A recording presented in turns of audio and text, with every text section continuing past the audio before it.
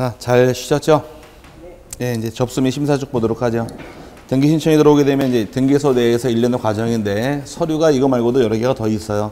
이제 책 보게 되면 뭐 주민등록등본도 있고 등기 필증도 있고 여러 개가 있는데 이제 책에서 배우도록 하고 일련의 과정이 이제 등기 신청이 들어오게 되면 등기관이 접수를 받게 됩니다. 접수받게 되고 등기 실행 여부를 심사할 것이며 심사한 후에 등기를 실행할 것인지 아니면은 다른 말로 이제 각하할 것인지를 결정하는 것이 일련의 과정입니다. 이제 쭉 이제 지금까지 아까 우리가 인감 배웠어요? 기억나세요? 전 시간에 물어보기가 무서워. 자, 표정 보니까 소유권자가 등기 의무자가 되면 등기필증 가져오고 인감을 내라고 배웠습니다. 그 서류를 꾸려가지고 등기소에 신청하러 가는 거예요. 신청이 들어오면 접수를 반드시 받게 됩니다. 일반적으로 반드시 받을 경우에 접수번호가 부여가 돼요. 접수받게 되면 접수번호가 부여가 되는데 접수번호는 이게 등기 실행 순서가 됩니다.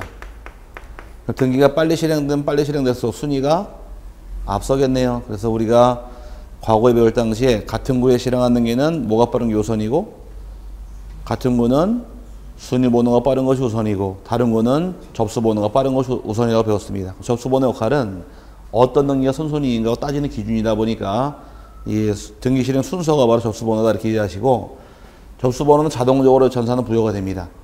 옛날에는 이제 등기관 하나씩 부여했는데 서면 등기일 당시에는 지금은 자동으로 부여가 되다 보니까 별도로 큰 의미가 있는 건 아니에요. 단 접수 번호는 등기 실행 순서다 이렇게 이해하고 넘어가시고 부여할 당시에는 원칙이 등기 한 건당 1 접수 번호가 원칙이에요. 그럼 한 건당 하나씩 번호를 부여해야 돼. 접수 번호는 원칙이 1년 단위로 부여하는 것이 원칙이 돼. 단 지방법원장 허가를 받게 되면 1월 단위로 부과할 수도 있게 됩니다. 양이 많은 경우는. 그래서 연 단위로 부여한다고 가볍게 생각하시고요. 하지만 여러 건의 등기가 동시에 들어오게 되면 동시에 들어온 경우는 이 여러 건의 등기에 대해서 접수 번호는 동일하게 부여하는 것이 여기에 또 하나의 예외 규정입니다. 그럼 여러 건의 등기의 대표적인 예가 바로 환매예요.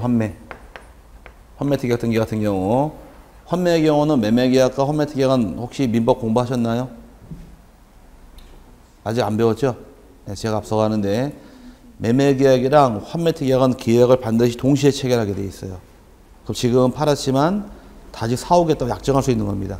그거는 매매계약하고 동시에 들어와야 돼요. 등기 신청도 동시 신청해야 됩니다. 그럼 매매계약에 따른 소유권 이전 등기랑 환매 등기는 동시에 들어오게 돼 있어요. 그럼 이전 등기 한 건, 환매 등기 한 건 두 건의 등기지만 동시에 들어오다 보니까 이 두 개의 등기 접수 번호는 동일하게 부여하는 것이 또 하나의 차이점이 생기게 됩니다. 아직 강론 들어가 배울 부분이니까 이렇게 간단히 세분화시되 접수는 반드시 받아라, 거부할 수 있더라. 받아야 됩니다. 접수 받은 다음에 심사하고 각하하는 거지 접수를 거부할 수는 없게 돼 있어요. 여러분 교재에서 먼저 접수에 의해는 등기관은 등기 신청이 있는 경우에 어떠한 경우라도 접수를 거부하여서는 아니 된다. 반드시 받으라는 얘기입니다. 만약에 저 경기도 포천에 등기 신청할 사건을 노원에 신청한 경우 관할등기소가 잘못됐죠? 그럼 접수를 받아야 돼요? 말아야 돼요? 접수 반드시 받으라 그랬잖아요. 받은 다음에 각하하는 거지 접수를 거부할 수는 없는 겁니다. 그래서 접수는 거부하지 못한다요. 무조건 받아야 돼요.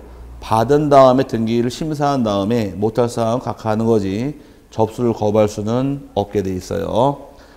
두 번째 나와 있는 것이 이제 접수 효과식인데 방문 신청은 중요한 게 아니고 지금 전산이 중요합니다. 전산의 경우는 전자적으로 기록된 때 접수한 효과가 있다. 그래서 저장된 때 기록하는 똑같은 말 뜻이고 접수장에 기재하는 사항은 안 보셔도 되고요. 다음 페이지 보니까 중요한 것이 이제 1번하고 3번이에요. 1번의 경우에 접수장에는 접수 연월일과 접수 번호를 기재한다고 나와 있는데 접수 번호가 중요한 말입니다.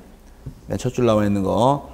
접수 번호가 등기 실행 순서인데 원칙은 1년 단위로 부여하는 것이 원칙이되 예외적으로 지방법원장 허가받으면 1월 단위로 부여할 수도 있지만 그거 쉬면 나올 말은 아니고요. 중요한 건 3번입니다. 같은 부동산에 관하여 동시에 여러 개의 등기 신청이 있는 경우에는 같은 접수 번호를 부여하여야 한다. 잘하셨어요? 가르고 써놓으실 말이 그냥 써만 놓으세요. 환매라고. 아직은 뭔지 모르시지만 나중에 이해가 됩니다. 환매특약은 매매계약과 계약을 반드시 동시에 계약을 체결해야 되고 등기도 동시에 들어와야 돼요. 그럼 매매계약에 따른 이전 등기랑 환매특약 등기가 동시에 들어오다 보니까 두 개 등기 접수번호는 동일하게 부여하다 보니까 하나 얘만 기억하시고요.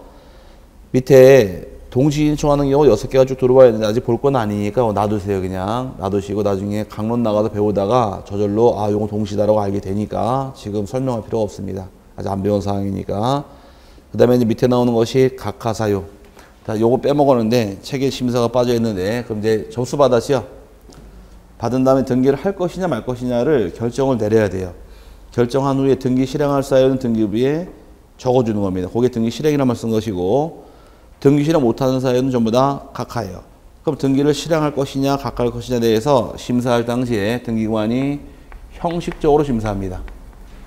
형식적 심사를 통해서 형식이라는 얘기는 제출된 서면 위주로 심사하는 것이 요게 심사의 범위예요. 그래서 대법원 판례가 나오기를 등기관이 심사하는 심사의 범위는 제출된 신청 정보, 옛날 말 신청서, 그 다음에 첨부된 부속 서류. 부속 서류라는 것은 오늘 배운 것이 인감증명서, 대표적인 예, 뭐 등기필증 이런 거와 그 다음에 등기부, 요걸 기준으로 심사하는 것이고 일체 질문, 신문할 수가 없다요. 등기 신청을 하러 갔을 경우에 매도인, 매수인에게 혹시 집을 사보신 분 법무사에게 다 맡겼죠, 등기를. 맡겼는데 등기소에서 신청받아서 여러분에게 혹시 집을 팔았습니까? 사셨습니까? 라고 물어나 보든가요? 전화 안 하죠. 그럼 실제로 심사할 권한이 없다라는 것이에요. 실제로 심사하지 않고 등기 신청에 들어올 서류가 제대로 들어왔는가, 또 기재한 사유가 서류끼리 일치하는 걸 여부를 따져보는 것이 심사의 범위예요. 심사가 굉장히 약하다 보니까 문제는 나쁜 점이 있더라요. 진정성이 깨져요. 반대로 실제로 심사하게 되면 진정성은 보장이 돼요. 진짜로 매매계약했나 여부 조사 등기 실행해주면 믿을 수는 있지만 속도가 굉장히 느려요. 그럼 어떤 거를 채택할 것이냐는 그 나라의 정책의 기준이에요. 우리나라는 빨리빨리 가는 걸 좋아하다 보니까 빨리빨리 해주되 진정성 깨지는 건 다른 걸로 보완을 하겠다 그래서 의무자 쪽에서 권리 뺏기다 보니까 등기부증 가져와라, 인감 가져와라, 등기도 공동신청해라, 자꾸 그 규정이 심사권이 약하다 보니까 낼 서류가 많은 것이에요. 만약에 실제로 심사를 하게 되면 이것저것 따져보고 조사할 필요가 없겠죠. 근데 그것들이 이제 차이점이 생겼는데 우리나라는 형식으로 심사하다 보니까 진정성이 깨지게 됩니다. 한국 사람은 빠른 거 좋아해요, 느린 거 좋아해요? 빠른 거 좋아하죠. 성질이 워낙 급해서 버스 정거장 가서 버스 기다리다가 버스만 오면 오기 전 내려가 있어요. 이미 길에. 아닌가요? 미리 내려가 있죠. 또 자판기 돈 넣고 누르자마자 손은 이미 들어가 있고 어뜨고 나중이고 그 불 꺼지면 끊어야 될 것을 그냥 돈만 넣고 그냥 누르자마자 열고 손 들어가 있는데 또 아이스크림 언제 먹어요? 어떻게 드세요? 서양 애들 아이스크림 먹는 거 보면 어떻게 먹던가 다리 혀를 핥아 먹지 않나요? 녹는 부분? 한국 사람은 그냥 그 땡땡 얼음을 이빨로 깨물어 먹으면서 나중에는 하도 먹으니까 여기가 아파 막. 그래도 막 그냥 의젓 씹어 먹는데 우리 정서에 맞는 것은 빠른 걸 좋아하다 보니까 빨리빨리 가는 걸 좋아해서 형식으로 심사하지만 진정성을 깨지게 됩니다. 그럴 경우에 등기 못하는 사유가 법에 29조에 정해져 있어요. 법제 29조에 11가지가 정해져 있는데 11가지 어떤 게 있는지 또 11가지가 등기가 실행이 된 경우 어떻게 처리할지 거기만 파악하고 넘어가면 됩니다. 제일 처음 보니까 1호 나와 있죠. 박스 안에서. 1호가 사건이 그 등기에서 관할이 아닌 경우 줄여서 관할을 위반했다 이렇게 표현합니다. 그럼 포천 등기할 것을 노은에 등기한 경우예요. 그럼 접수를 받아야 돼요? 말아야 돼요? 네, 오케이. 받은 다음에 각하하는 겁니다. 두 번째가 이제 사건이 등기할 것이 아닌 경우 2호가 굉장히 중요해요. 2호 사건이 등기할 것이 아닌 경우에서 밑에 사례가 1, 2, 3, 4, 5, 6, 7, 8, 9, 10, 10은 그 밖이라고 나와 있죠? 굉장히 많습니다. 이제 앞으로 어떤 거 등기 못하느냐에 대해서 배울 때 굉장히 많아요. 이제 앞으로 배울 때 이거는 등기를 허용하지 않습니다. 이건 못합니다. 안 됩니다. 다 일로 들어와 버려요. 그동안 좀 배우셨나요? 몇 개? 그동안 몇 개 배운 거 있어요? 등기 못한다고 배운 거? 뭐 배웠어요? 아니 그거 말고 등기 못하는 사항 그동안 많이 배웠는데 유치권 등기할 수, 없다. 점유권 등기할 수 없다. 아파트 계단 목도 등기할 수 없다. 기억나세요? 유리 온실은 등기할 수 있더라도 비닐하우스 등기할 수 없고 아파트 모델하우스 등기할 수 없고 그런 거 배웠죠? 딱 없다 안 된다 다 일로 들어와 버려요. 나중에는. 그러다 보니까 공부를 하신 분들은 등기하고 못하고를 많이 아는 반면에 공부를 조금 하신 분들은 몇 개 몰라요. 이 부분을 잘 내요. 다음 등기 못하는 사유 물어보게 되면 공부하신 분들은 그릇이 굉장히 넓어요. 완전 목욕 달아야. 근데 공부 안 하는 사람은 요만은 곱보요, 곱보. 여기를 잘 낼 수밖에 없는 거야. 공부하고 안 하는 사람 차이가 지니까. 그래서 거의 매회난다고 보시면 맞는데 아직 우리가 몇 개 안 배웠으니까 이제 배운 거 위주로 설명을 드릴게요. 그게 굉장히 중요한 겁니다. 그 안의 것이. 첫 번째가 등기 능력 없는 물건 또는 권리에 관한 등기를 신청하는 경우 다 사건의 등기할 사항이 아닌데 등기할 수 없는 물건 쉽게 얘기해서 비닐하우스, 모델하우스, 주유소, 캐노피 이런 것들을 대상이 되고 등기할 수 없는 권리라는 것은 유치권, 점유권 같은 경우 등기할 수 없으니 그게 이제 대상이 되는 겁니다. 두 번째 법령에 근거가 없는 특약사항 등기를 신청하는 경우란 말 나오는데 근거가 있는 것도 있고 근거가 없는 것도 있어요. 혹시 임차권 배웠어요? 안 배워서 쉽게 얘기할게. 자, 은행 가서 저당권 설정할 수 있죠? 돈 빌리고. 그럼 은행에서 돈을 안 갚게 되면 어떻게 하나요? 그 집 경매 실행하죠? 돈 받으려고. 근데 경매 실행하는 것은 저당권자의 권리예요. 근데 그걸 못하게끔 당사자 합의로 저당권자 경매 실행 못하게 막는 거 이런 것들은 금지하는 겁니다. 할 수가 없는 거예요. 법률에 근거가 없으니까 권리를 일방이 막을 수는 없기 때문에 그건 허용하지 않는 겁니다. 저당권자가 경매 실행하겠다는 특약 아직 쓰지 마세요. 다 알게 되니까. 혹시 임대차란 말 아직 안 배웠죠? 임대차. 아니 배웠어요? 안 배웠어요? 기억이 안 나요? 네. 임대차의 경우는 임차인이 차임을 지급할 의무가 있어요. 집세는 의무가 있는데 집세를 2번만 연체당하게 되면 집주인이 나갈 수 있어요. 몇 번 연체하면? 2번만 연체하게 되면 집세를 집주인이 나가고 쫓아낼 수 있는 겁니다. 근데 그거를 합의하에 약정을 다시 할 수 있어요. 몇 번 연체? 2번 연체인데 임대차에 이런 규정이 있습니다. 임대차 규정과 달리 정한 특약으로서 임차인에게 불리한 건 효력이 없다고 딱 규정을 해버려요. 그럼 임차인에게 유리한 거는 약정이 유효겠지만 임차인 불리한 건 무효입니다. 그럼 임차 차임을 2번 연체하면 너 나가 쫓아낼 수가 있는데 우리끼리는 3번으로 하자. 임차인에게 도움되게 피해가 돼요. 도움되는 거죠? 이건 가능해요. 근데 약정 우리 한 번만 연체하면 내보내기로 하자. 이거는 약정이 안 되는 겁니다. 오케이? 여기 특약이 있고 없고는 법에 규정한 대로 가능한 사항도 있고 안 되는 것도 있어요. 안 되는 것들은 나중에 민법 공부가 되면 저절로 알기 시작을 해요. 그러니까 민법 공부 될 때까지는 기다리시고 된 다음에 저절로 알게 됩니다. 오토매틱이에요. 저절로 알게 됩니다. 그 다음에 세 번째가 구분 건물의 전유 부분과 대지 사용권의 분리취합원 금지를 위반한 등기 신청이 있는 경우란 말 나오는데 아파트 분양받으실 당시에 아파트 내가 사는 집이랑 대지의 지분이 있습니다. 그럼 대지의 지분과 아파트 건물을 두 개를 따로 떼어 팔아먹을 수가 있느냐요? 떼어 팔아먹을 수가 없습니다. 그래서 아파트 사시는 분 집에 등기부증 몇 개 있어요? 하나 있죠? 분명히 내가 사기는 아파트 건물도 샀고 대지 지분도 같이 샀지만 등기부증 하나밖에 안 줘요. 건물물만. 건물 등기부 안에 제가 지난주에 대지권 등기 같이 등기돼 버리니까 효과가 미쳐버리는 겁니다. 그럼 아파트의 대지권, 대지의 지분과 건물을 따로 떼어 팔아먹을 수가 없는데 따로 떼어서 팔아먹는 경우 이건 당연히 다 등기해 줄 수가 없다 그 뜻이고 그 다음에 네 번째 농지의 전세권 설정을 목적으로 하는 등기 신청한 경우도 각하인데 농지는 우리나라가 역대적으로 보게 되면 참 이 역사가 좀 참 암울한 역사인데 1910년도에 우리나라 토지조사법을 시행을 합니다. 우리가 시행한 게 아니라 일본 애들이 실행을 해요.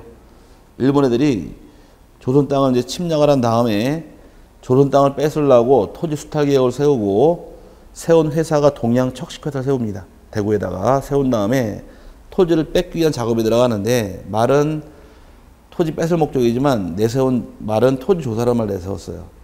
조사 어떻게 했느냐? 옛날에는 뭐 땅을 짓고 살 때, 집 짓고 살 당시에 땅 문서도 있었고 땅 문서 없는 땅도 많았습니다. 그냥 짓고 살다 보니까 일본인 공무원이 와서 한일 합방한 후에 살고 계신 주인한테 여기 땅 주인 맞으세요? 땅 문서 있나 줘봐요. 있으면은 등록을 해주고 주인이라고, 없으면 증명 못 하잖아요. 국고 기속. 다 뺏어갔어요. 다 뺏어가가지고서 이 땅을 다 국고로 기속시킨 다음에 이걸 일본인 그 자본주의에 팔아먹습니다. 일본인 지주가 발생되면서 일본인 지주가 소작을 하기 시작하는 거예요. 소작하다 보니까 소작농들은 보릿고개를 넘지 못하지 항상. 그러면 그 땅을 줘서 뺏어가지고 팔아먹어서 그 나온 돈이 어디로 갔느냐? 전쟁 자금. 그걸로 들어가 일본 애들이 돈을 마련한 거예요. 그걸로 전쟁 일으키려고 그 계획을 다 세워서 조선 땅을 다 뺏어간 겁니다. 아직도 토지대장 보게 되면 일본인 명의 땅이 많아요. 지금도 뭐 여의도 31배에 해당하는 땅이 아직도 일본인 명의 있다고 얘기를 하던데 그 땅 누가 아직 안 찾고 있는 겁니다. 어쨌든 간에 그런 목적 때문에 땅을 뺏겨서 그때 만들어진 것이 토지대장 임야대장이에요. 그때 어쨌든 그런 시기로 거쳐오다 보니까 좀 문제가 심각했죠. 아닌가? 맞죠. 그러니까 걔네들이 뿌리만 걷는 거예요. 뿌리만 걷다 보니까 걔네들은 남에게 해코지를 많이 하다 보니까 자연적으로 일본 사람 심심할까봐 땅도 한 번씩 흔들어주고. 아닌가?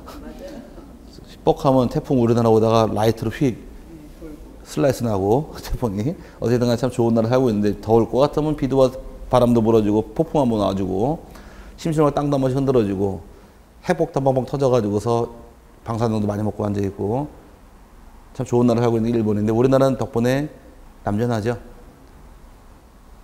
다 막아주잖아요. 태풍이 오다가 이렇게 오른쪽으로 꺾이죠. 대부분 다. 왠지 아세요? 한라산 때문에. 네. 그 영향이 굉장히 크대. 한라산이 떡집 거기 있으니 그걸 피해간다고. 그래서 한라산을 옛날에 일본 애들이 없애려고 그랬어요. 폭파시켜가지고서 그 생각도 뭐 옛날에 그런 말도 막 나오는데 그게 없어야지 우리나라 지나가도 안 오니까. 네, 그런 얘기가 나오더라고요. 제주도 가니까 누가 얘기해 주더라고요. 한라산을 없애려고 마음먹었다고. 산 하나 없애는 게 뭐 쉬운 일 아니겠지만 어쨌든 그 정도까지 나쁜 놈들이 일본 놈들인데 그 놈들이 농지를 소작할 당시 소작농들이 너무너무 피해를 입다 보니까 이제 우리나라가 법을 만들 당시에 농지는 경자 유전, 경작할 자만이 농지를 가질 수 있다요. 그래서 농지법을 딱 제정을 하면서 농지의 소작농 폐해를 막기 위해서 농지를 빌려주는 건 금지시켰습니다. 농지 전세권 등기는 허용하지 않는 거예요. 그러다 보니 또 문제가 생기기 시작을 해요. 농사 짓는 사람들이 농사 짓고는 죽어도 먹고 살 수가 없으니까 농사를 안 짓잖아요. 지금 심지어 농사 짓지 말라고 국가가 장려금 주잖아요. 그 농사 안 주다 보니까 농지가 자꾸 망가지더라. 다른 유휴농지가 발생하기 때문에 농지 관리 차원에서 농지법을 제정하면서 농지 임대차는 허용시켜준 거예요. 그래서 농지는 빌려서 세족 임대차 남의 땅에서 농사를 지을 수 있지만 법적 전세권 등기는 안 되는 거예요. 등기를 못 하는 겁니다. 그럼 농지 임대차는 가능해? 농지법에서? 네, 가능한 농지 전세권 등기는 안 됩니다. 참 많이 나왔고 시험 지문상에서. 그 다음에 다섯 번째 저당권을 피담보 채권과 분리하여 양도하거나 피담보 채권과 분리하여 다른 채권 담보로 하는 등기 신청하는 경우도 허용하지 않는다요. 은행에서 돈을 빌려주고서 담보를 잡죠. 그 담보가 저당권. 빌려준 돈을 피담보 채권이라고 불러요. 피담보 채권이 지금 말이 어려운데 피담보 채권이란 말 뜻은 빌려준 돈을 피담보 채권 그러는 겁니다. 그럼 은행에서 돈 빌려준 채권 1억이 있더라. 저당권 등기했네요. 그 채권 1억과 저당권을 두 개를 분리해서 양도할 수 없게 돼 있어요. 분리처분 금지가 있다 보니까 따로 떼어서 양도하는 행위도 허용하지 않는 겁니다. 그 다음에 6번이 일부 지분에 대한 소유권 보존 등기, 그 다음에 공동 상속인 중 일부가 자신의 상속 지분만에 대해서 상속 등기 신청하는 경우는 다음 주에 배울 때 놔두시고요. 다음 주에 알려드릴게요. 그 다음에 여덟 번째가 관공서, 법원, 축탁으로 실행이 돼야 할 등기를 신청하는 경우, 이것도 못 해주는데 우리가 가압류는 왜 하더라? 가압류하는 목적은 일반 채권자가 돈 받을 게 있는 경우는 가압류한다고 제가 설명을 드렸습니다. 아닌가? 세금에 체납이 있는 경우는 세금 체납은 압류란 거라더라 라고서 설명 안 드렸었나? 죄송합니다. 좀 가르친 적밖에 없어요. 자, 압류와 가압류하는 목적은 받을 돈이 있는 경우 압류나 가압류한다고 배웠었고 돈이 아닌 경우는 처분금지 가처분 등기하는 겁니다. 그럼 여러분이 저에게 돈을 2천만 원 빌려주셨는데 제가 돈을 안 갚아요. 그럼 돈을 받아내기 위해서 제 집에다가 가압류할 겁니다. 가압류 어디다 신청하느냐? 법원에 신청하시는 거예요, 여러분이. 어디다 신청하시라고요? 법원에 신청을 통해서 법원이 가압류 신청 받았지요? 이 가압류 할 것이냐 말 것이냐를 법원이 결정한 다음에 가압류 할 때는 법원이 촉탁을 해주는 거예요, 등기소에. 오케이? 가압류는 어떻게 들어올 등기에 등기소 입장에서는 법원이 촉탁할 등기죠? 뭔 말인지 갔어요? 근데 이 가압류를 여러분이 직접 하겠다고 등기소 신청하는 경우, 이거 법원이 촉탁할 등기를 개인이 신청하는 경우는 방식이 어긋났기 때문에 안 받아주는 겁니다. 오케이? 그래서 거기에 이제 그 뜻이고 또 똑같은 사례예요. 경매 신청 어디다 걸어요? 법원에. 근데 여러분이 경매 신청한다고 등기소 온 거예요.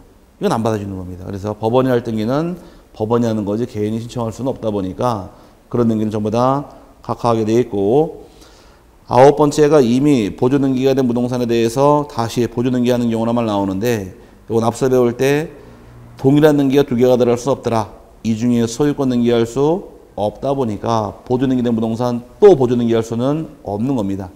여기는 외우지 마세요. 이건 시간이 지나면은 두 바퀴만 돌아오면 다 저절로 알게 되니까 외우지 마시고 그냥 중요한 것만 이해하세요. 시험 잘 나옵니다. 여기선 이게 가장 중요한 파트고, 넘어가시게 되면 세 번째가 신청할 권한이 없는 자가 등기 신청하는 경우, 아주 가장 쉬운 사례로 무권 대리가 등기 신청하는 경우예요. 그럼 위임장도 주지 않았는데 등기 신청을 한 경우에 너 위임장 있냐? 그리고 위임장이 없대요. 그럼 등기 신청 권한이 있더라 없더라? 없죠. 대리권은 권리라고 배웠어요? 권한이라고 배웠어요? 권리는 자기 마음대로 할 수 있는 게 권리고, 권한이란 말은 한계가 있는 걸 권한이라고 그래요. 그럼 대리권은 범위가 정해지죠. 그럼 대리권은 권한을 그러는 겁니다. 그래서 무권 대리가 등기 신청할 때 신청 권한이 없잖아요. 등기는 자동으로 각하하는 것이고, 권한이란 말이 뭐의 줄임말? 권리의 한계. 무작정 나가는 게 권리 행사를 쓴다 그러면 이 한계를 정해준 것을 권리의 한계, 줄여서 권한 그러는 겁니다. 그럼 자기 마음대로 할 수 있는 것이 아니라 한계가 정해졌다고 그걸 권한이란 말 쓰는 거예요. 쉽게 얘기해서 무권대리라고 이해하시면 되고요. 네 번째, 당사자나 그 대리인이 출석하지 아니한 경우라만 나오는데, 등기 신청하는 모양새가 지금 두 개가 있더라. 하나는 전자신청이고 또 하나는 방문신청. 방문이 등기소 가는 거예요. 그럼 등기소 가서 신청할 당시에는 당사자가 오든 대리인이 오든 와야 됩니다. 안 온 경우는 각하예요. 등기 신청이 들어왔는데 오토바이로 퀵이 왔습니다. 이런 건 각하란 얘기예요. 출석 안 했으니까 무조건 가야 돼요. 당사자가 가든 대리가 가든 전자신청이 하는 경우는 가야 됩니다. 그 다음에 다섯 번째가 신청 정보의 제공이 대부분 규칙으로 정하는 방식에 맞지 아니하는 경우라만 나오는데, 자, 지난주에 신청 정보 설명드릴 당시에 기억나세요? 신청서에는 이것저것 적을 게 많았습니다. 먼저 사고 팔은 부동산 적어라. 당사자가 돈 신청인 적어라. 등기 원인 적어라. 목적 적어라. 많이 적었는데 이런 걸 빼먹었다거나 잘못 적었다거나 이런 경우는 전부 다 각하예요. 또 도장을 찍을 때에도 서면 등기를 당시에는 신청서가 2장 이상일 때에는 반 접은 다음에 앞장 뒷장에 도장을 찍어야 됩니다. 요거를 뭐라고 부르느냐? 사이 간 집어넣어서 간인 그래요. 뭐라고요? 간인. 왜 중개업자가 계약서 작성할 당시에 2장 작성해서 이렇게 해서 반 접은 다음에 다음 장이랑 겹쳐서 도장 찍잖아, 이거를. 그 앞장, 뒷장 사이에 찍는 도장을 사이 간자 간인이라는 말 쓰는 겁니다. 이해 갔어요? 간인은 1인만 하면 돼요. 한 사람만, 둘 중에. 두 사람 할 필요 없어. 한 사람만 하면 돼요. 한 사람만 하면 돼요. 1인만 하면 되는데, 간인은 안 했다거나, 2명에도 상관없어요. 근데 1명만 해도 상관이 없는 거예요, 간인은. 또 신청서에 적은 사항을 잘못 적어서 고쳤습니다. 고치는 걸 정정이라고 불러요. 정정할 때는 둘 다 찍어야 돼요. 매도인, 매수인이. 정정이 중요하더라, 간인이 중요할까? 매매 금액을 확 낮춰버리면 서로 기분 안 좋을 거 아니에요. 고치는 부분은 둘 다 찍어야 돼요. 근데 간인은 1인만 하면 됩니다. 오케이?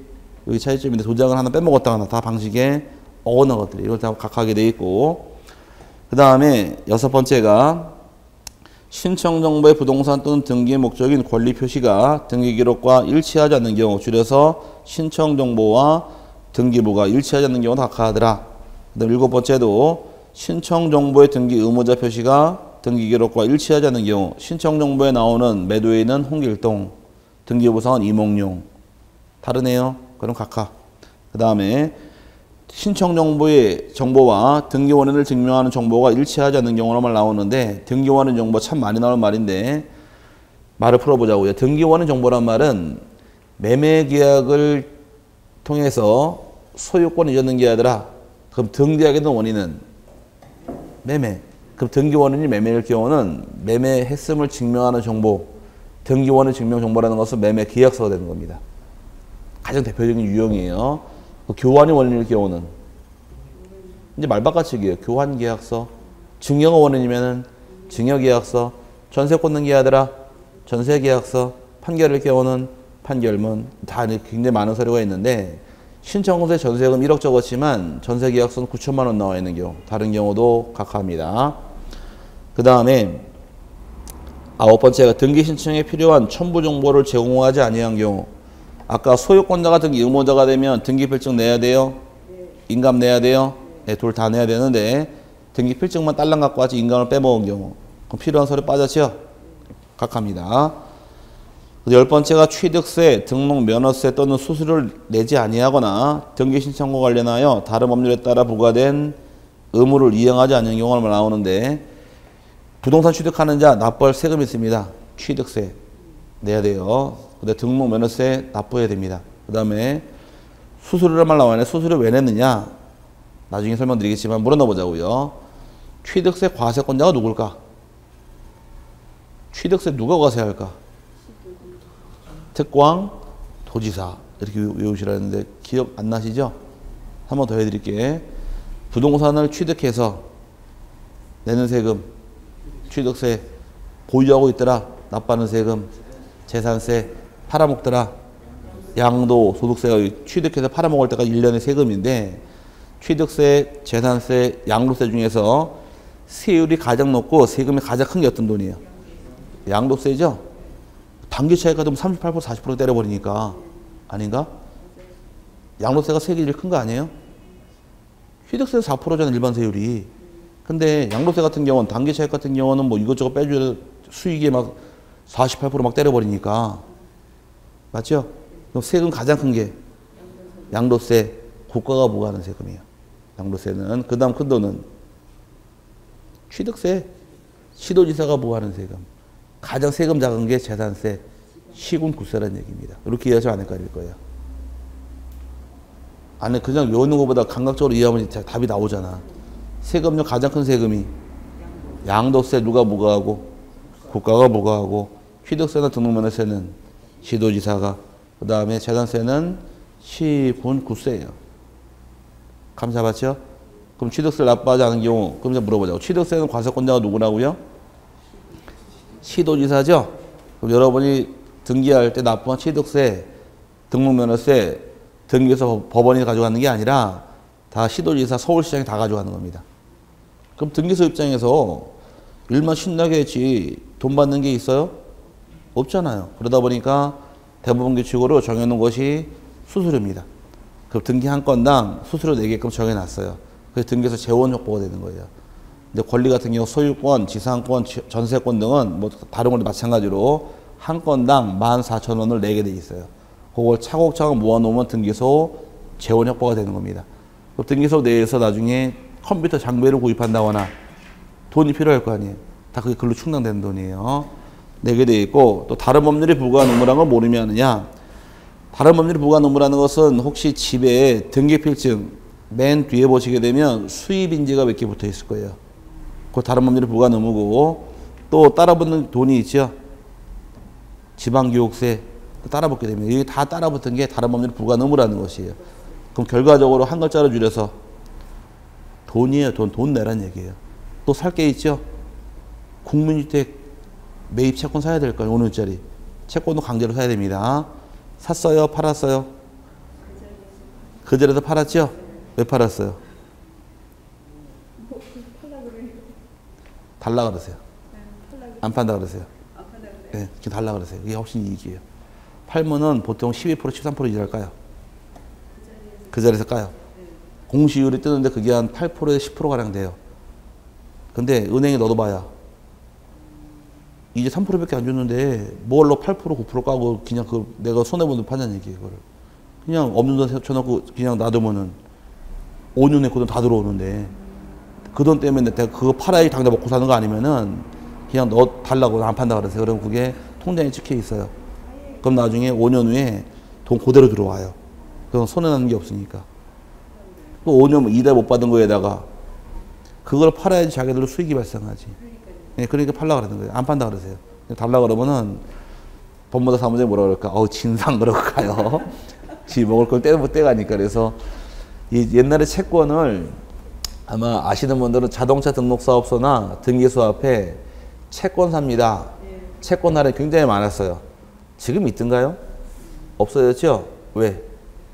여러분이 못 모르고 채권을 너무 싸게 팔다 보니까 사채업자한테 피해가 너무 커지다 그래서 그거를 그 시군구청 가거나 등기소 가게 되면 은행 출장소가 나와 있어요.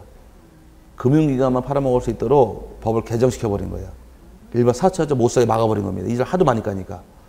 그래서 은행 그 구청이나 등기소 법원에 가면 다 출장소가 다 나와 있어요. 거기서만 팔게 돼 있어요. 그리고 아무래도 일반 사채업자보다는 이자를 더 쳐주니까. 그래도 이자가 고리니까 팔지 마시고 갖고 계시란 얘기예요. 근데 저는 집 사면서 다 팔았어요. 그런 설명이 없으니까. 예? 그래 앞으로 그렇게 하시라고. 예. 그러면은 몇 푼은 벌었잖아요. 예. 어쨌든 그 8% 이자 주는 건 없으니까. 예. 어쨌든 그 정도 갖고 가시면 됩니다. 어쨌든 10번 돈을 내라는 얘기고요. 11번째의 경우 신청 정보 또는 등기 기록, 부동산 표시가 토지대장, 임야대장 또는 건축물대장과 일치하지 않는 경우도 각하게 되어 있는데, 자, 이거 외우는 게 아니라 칠판 잠깐 보시고요. 심사하는 범위는 신청 정보 보고 심사하고, 제출된 부속 서류 보고 심사하고, 또 뭐 보고 심사해라? 등기부 보고 심사해라고 떠들었어요. 요거 보고 심사하다 보니까 11번째가 뭐예요? 신청 정보에 기재한 사항과 등기부랑 적은 사항과 대장에 불일치하는 경우. 오케이? 신청 정보죠? 10번째는 한 글자로 돈 내라. 9번째는 필요한 서류 빠진 경우, 첨부 정보 빠진 경우. 그 다음에 8번째는 신청서와 등기원인 영서가 불일치하는 경우. 카카. 7번째도 신청서와 등기부의 불일치. 6번째 신청서와 등기부의 불일치. 5번째 신청 정보가 방식이 어긋나는 경우. 대부분도 여기에 불일치하는 거예요. 그럼 5번서부터는 대부분 눈에 보여요, 안 보여? 신청 정보, 신청 눈에 보이잖아. 그걸 잘 안 내요. 눈에 보이니까. 눈에 안 보이는 게 뭐냐? 사건, 전 페이지에 사건이 등기할 것이 아닌 때. 그거는 공부를 해야 하니까. 그래서 그걸 내고 들어오는 거예요. 이걸 내가지고 틀릴 사람 누가 있을까? 다 신청 정보에 불일치가 많은데. 근데 이걸 안 내고 신청 정보가 아닌 거. 두 번째가 뭐예요? 사건이 등기할 것이 아닌 때 10가지 나와 있죠? 그럼 돌아가면서 문제를 많이 내니까 거기서 많이 나올 수밖에 없는 거예요. 다른 건 눈에 안 보이는데 그것만 눈에 안 보이고 요건 눈에 다 보이니까. 그래서 11가지가 있는데 중요한 것은 밑에 무효냐 유효냐 그게 많이 빠져 있는데 옆에다 간단히 써두세요. 자, 가사에 지금 11개 중에 첫 번째가 뭐였었고 1호가 관할을 위반하는 기가 있었고 두 번째가 사건이 등기할 것이 아닌 때가 있었죠. 그 다음에 크게 둘로 나눠요. 3호부터 13호까지 11호까지 나눠서 3호부터 11호까지 나눈 다음에 이 두 가지 등기 실행할 수 없는 사유에 다 각하라만 썼는데 이 각각의 등기 실행이 된 경우 어떻게 처리할 것이냐 문제예요. 이 두 가지하고 나머지가 실행이 돼버린 경우에 이 두 가지 실행이 돼도 절대 무효입니다. 효과 인정할 수가 없어요. 절대 무효고 등기관이 직권으로 말소할 수 있고 왜 이런 등기 실행했냐고 지방법원에 이의 신청할 수도 있다가 됩니다. 하지만 등기 실행할 수 없는 사유, 요 똑같은 사유지만 실행이 돼버린 경우는 이건 무효 등기가 아니에요. 무효가 아니라는 얘기는 유효하다는 얘기입니다. 그럼 유효한 거를 말소해서 안 되겠네요. 그럼 직권 말소하지 못하게 돼 있고 왜 이런 등기 실행했냐고 이의 신청도 안 받아줘요. 그러면 등기 실행해서 안 될 게 실행이 된 경우에 피해 입은 사람들은 나중에 이의 신청을 제기하는 것이 아니라 소송을 통해서 피해를 구제받는 거지 이의 신청 제기할 수 있는 것이 아니다가 대법원 판례입니다. 이게 중요한 거예요. 각각 사유가 총 몇 개가 있는데 11가지가 있는데 11가지 중에서 이 두 가지만큼만은 등기 실행이 되어도 절대 무효예요. 어떤 경우도 효과 인정하지 않습니다. 하지만 이 두 가지 아닌 나머지 사유는 유효해요. 그러다 보니까 아까 소유권자가 등기 의무자일 경우는 인감도 가져오고 등기불증 가져와라. 인감이 빠진 경우는 등기 실행할 수가 없어요. 근데 모르고 실행해버린 경우는 유효다 무효다? 유효가 되는 겁니다.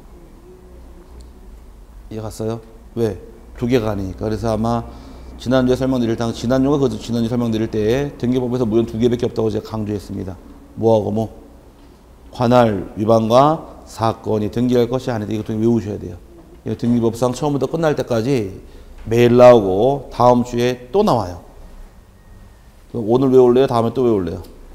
외워놔야 이 신상이 유익한 겁니다. 그래서 효과가 이렇게 이어진다 이렇게 정리하시고, 그 다음 밑에 등기 신청에 취하란 말에 나오는데, 취하라는 것은 신청한 뒤에 등기 신청인들이 등기를 처리하는 것을 취하라고 부릅니다. 뭐 하는 거? 처리하는 거. 등기를 신청한 다음에 등기 신청 안 한 걸로 할게요라고 등기를 걷어들이는 걸 취하란 말을 써요.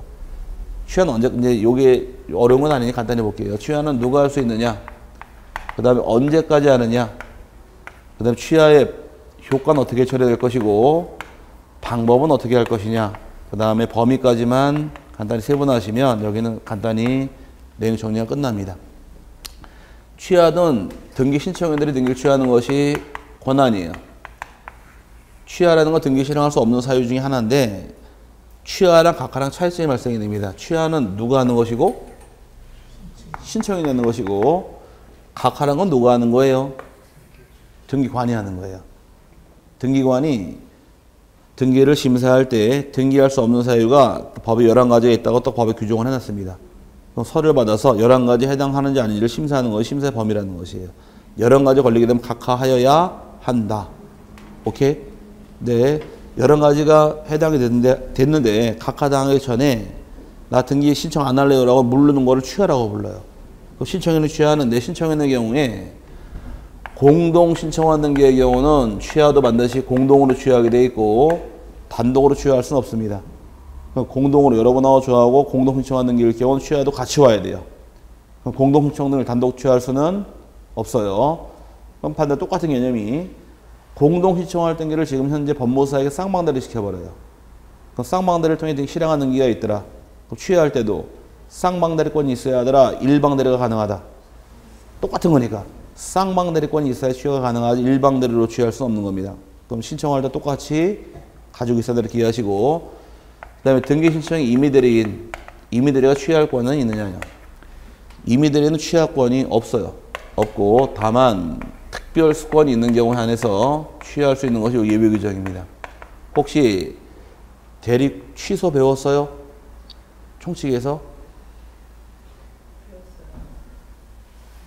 민법에서 무효와 취소 배웠어요? 취소권자 배웠어요? 취소권자 안에 무능력자 취소할 수 있다고 배웠을 것이고, 제한능력자 스스로 취소할 수 있고, 그 다음에 하지 않은 의사표시한 자 취소할 수 있고, 대리인 취소할 수 있고, 승계인 취소할 수 있더라. 그 대리인 중에서 법정 대리는 당연히 취소권이 있지만 임의대리는 취소권이 없다.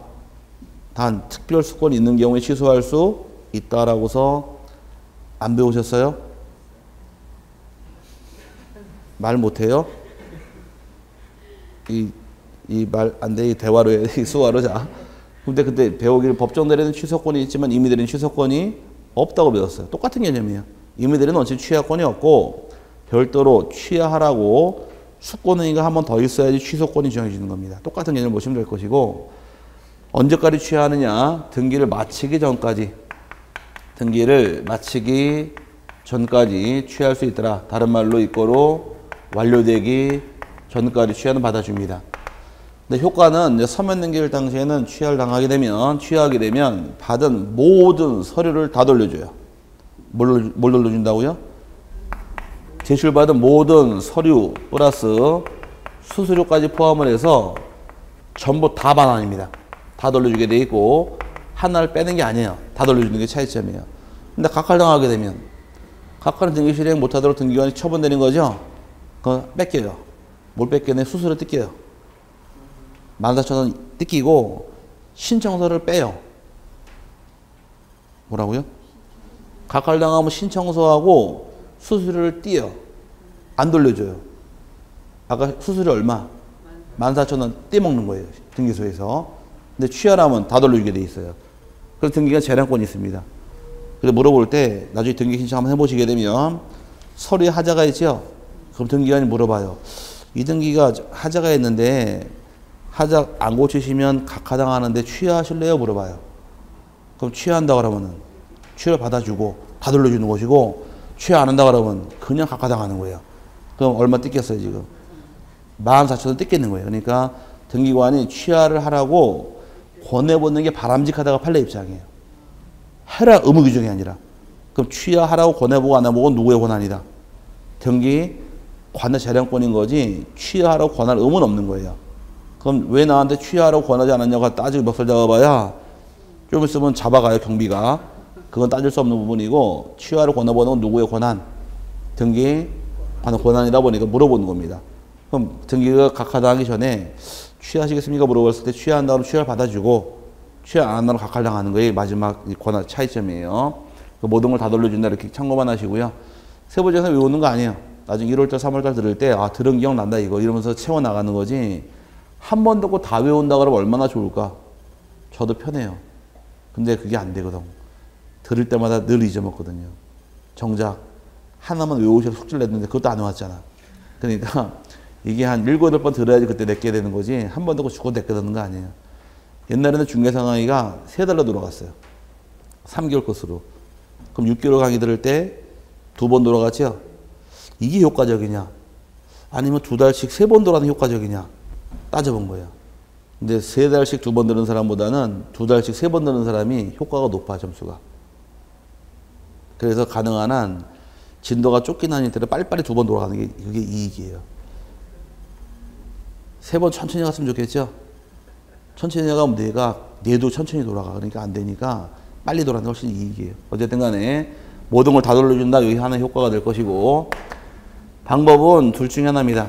자기가 신청한 대로 취하하시면 돼요. 내가 서면으로 신청한 자 서면으로 취하하시면 되고 취하서로서 그 다음에 전자신청한 자는 전자신청을 통해 취할 수 있는데 이때는 공인인증서로서 본인 여부 확인한 다음에 취하를 받아주는 것이 절차가 됩니다. 네, 범위는 여기서 문제 한번 나온 적이 있는데 등기신청 전부를 취할 수도 있어요. 전부 취하도 가능하고 일부를 취할 수도 있게 됩니다. 그럼 전부 취하, 일부 취하 둘 다 가능한데 한 해 사례가 이 집에 대해서 토지와 건물을 가비가 단독주택이 있더라. 토지와 건물을 을에게 매매 기록을 통해 팔았던 얘기입니다. 그럼 어떤 등기 실행해 줘야 돼요? 을 앞으로 소유권 이전 등기해 줘야 되죠. 그럼 단독주택일 경우는 등기 건수가 몇 건일까? 2건입니다. 단독주택은 토지와 건물이 별개 부동산이니까 토지도 한 건, 건물도 한 건에서 단독주택 사시는 분은 집에 등기빌증이 2개가 있어요. 하나는 토지번 등기빌증, 하나는 건물번 등기빌증 따로따로 있게 됩니다. 근데 아파트는 하나밖에 없는 거 같이 묶어놔 버렸으니까 이게 차이점이에요. 그럼 따로따로 있는 게 중요한 거예요? 같이 있는 게 중요한 거예요? 어떤 게 원칙, 어떤 게 예외일까? 따로 있는 게 원칙일까? 같이 있는 게 원칙일까? 따로 있는 게 원칙이에요. 토지와 건물은 별개 부동산이니까. 근데 토지와 건물 같이 등기해버렸잖아요. 그게 특이하니까 아파트 등기부를 자꾸 낼 수밖에 없는 거예요. 또 여러분이 중개업 하시면서 가장 많이 보는 등기부가 아무래도 아파트가 많을 테니까 확인 설명은 해줘야 될 거 아니에요. 그러니까 아파트 쪽 등기부를 잘 내요. 일반 거 잘 안 내요. 근데 나중에 그거 위주로 강의를 하게 돼 있어요. 이거만 외우십시오라고서 이거 나옵니다. 줄 쳐드려요. 몇 개만. 어쨌든 간에 팔게 되면은 토지 한 건, 건물 한 건인데 요걸 묶어서 한꺼번에 등기 신청할 수 있어요. 요거를 묶어 신청하는 것을 아직 안 배웠는데 일괄 신청이라고 불러요. 오케이? 그럼 신청할 때 몇 건에 들어와서 지금 등기가? 토지 건물 2건이죠? 2건을 다 취할 수도 있는 거예요. 오케이? 다 취할 수도 있고 나는 토지는 등기 실행하고 얘는 실행하고 건물만 얘만 취할래? 이것도 가능하다 보니까 요게 일부 취하라는 얘기입니다. 그럼 2건에 등기 신청한 다음에 다 취할 수도 있고 둘 중에 하나만 취할 수도 있다 보니까 일부 취하도 가능하다 해서 요게 취하의 개념이에요. 책 들어가시게 되면 취하는 신청인 또는 대리인이 등기를 철회하는 걸 말하는 나와 있죠. 걷어들이는 겁니다. 근데 옆에 시기가 결정 전 나와 있네. 각하 결정 전. 지금은 법조문상이 이렇게 나옵니다. 결정 전이 아니라 마치기 전까지 이렇게 나와요. 써두세요. 지금은 법조문상 이렇게 나와요. 등기를 마치기 전까지 취하한다 나와 있고, 취하 방법은 두 가지입니다. 서면으로 신청한 자 서면 취하할 수 있고, 전자 신청한 자 전자로 취하할 수 있는데, 전자로 취하할 때는 공인 인증서로서 본인 여부 확인한 다음에 취하가 들어갑니다. 방법만 이해하시면 되고요. 그 다음에 기타 보기니까 취하는 등기 신청이냐 대 공동 신청한 등기는 취하도 공동이에요. 공동 신청 등기를 단독으로 취하할 수는 없고요. 그 다음에 서면 등기는 반드시 서면으로 하겠지만 일괄 신청한 경우는 일부만의 취하도 가능하다. 전부도 취하할 수 있나요? 네, 일부도 취하할 수 있고요. 그 다음에 취하가 있게 되면 신청서 및 부속서류 일체를 반환하더라. 모든 걸 다 돌려주는 겁니다. 다 돌려주는데 이 안에 수수료까지 돌려받는 거예요. 하지만 아까 각하당하게 되면 뭐를 뺀다고 설명드렸어요? 신청서하고 수수료를 뜯기더라 라고 설명드렸습니다. 그게 각하할 때와 취하당할 때의 차이점이고, 그 다음에 임의들의 논칙이 취하권이 있더라 없더라? 칠판에서 임의들의 논칙은 취하권이 없다 그랬죠? 그럼 특별수권이 있는 경우가 취하할 수 있으니 그게 취하의 뜻이에요. 그 다음에 이의신청이라는 말 나오는데, 이의신청은 잠깐 쉬었다가 다시 또 1시간 더 하고서 마치도록 하죠.